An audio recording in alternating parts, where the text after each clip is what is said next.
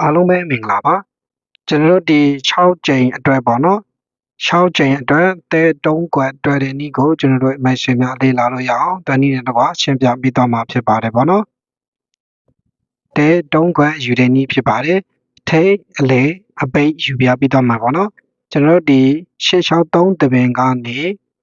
နေ့တုံညကိုရှာပြီးတော့တဲ့တပင်ကိုရှင်းပြပြီးတော့မှာဖြစ်တယ်ပေါ့နော်ဒီအပေါ်ဆုံးမှာရေးထားတာကတော့ကျွန်တော်တို့ထိပ်စီးအတွက်ပြမှာဖြစ်ပါတယ်။39ခွန်663က8နဲ့3ပေါင်းရှင်း7ဒီနှစ်ကို3မြက3မြတစ်လုံးနဲ့ပေါင်းပါပါတော့ဆိုတော့1ရမယ်1ကို1ထပ်တိုးတာနှစ်ကို3နဲ့ထပ်ပေါင်းရှင်း5ဖြစ်ပါတယ်။ဒါကြောင့်မို့ထိပ်စီး3လုံးပေါ့နော်1နဲ့5ထိပ်စီးဖြစ်ပါတယ်။အလေးထင်းကိုဆက်ပြီးလေ့လာကြည့်အောင်ဒီ8နှစ်ကြိမ်က16 3နှစ်ကြိမ်ပေါင်းရှင်းကလည်း6ပေါ့နော်။ဒီ4ကတစ်ကြိမ်ဒီ3ပေါင်းရှင်းက6ဖြစ်ပါတယ်နောက်ထပ်8နဲ့ထပ်ပေါင်းထားတာဖြစ်ပါတယ်6နဲ့ကြိမ်စနစ်နေ့နဲ့ဒီ8နဲ့ပေါင်းရင်30 4နဲ့6နဲ့ပေါင်းရှင်း30ဆိုတဲ့အတွက်အလဲထိန်3ညဖြစ်ပါတယ်အပိတ်ကတော့ဒီ9တစ်ကြိမ်ပေါ့နော်9ကြိမ်က14 4နဲ့6ပေါင်း30ဒီရှေ့ဆုံးက9တလုံးကျန်တဲ့အတွက်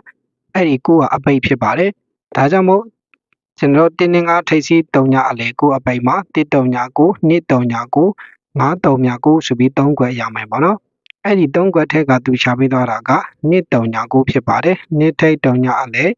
9အပိတ်2 3ည9ဆိုပြီးရှာပေးသွားခဲ့တာဖြစ်ပါတယ်โอเคဒီနေ့အတိုင်းပဲထပ်ပြီးယူပြပြီးတော့မှာဖြစ်တယ်ပေါ့နော်2 3ည9တပင်ကနေခွန်9ရတဲ့တပင်ကိုတွက်ပြပြီးတော့မှာပေါ့နော်ထိပ်စီးဖြစ်ပါတယ်ဒီထိပ်စီးကအပေါ်ကယူတဲ့နေ့အတိုင်းပဲ2နဲ့9ပေါင်းတာ7ဒီ6နဲ့ထပ်ပေါင်းတာ1 6ပေါင်းရှင်း9ရတဲ့အတွက်ခွန်ကို1တိုးတာ8 8ကို3ပေါင်းရှင်း7ဖြစ်ပါတယ်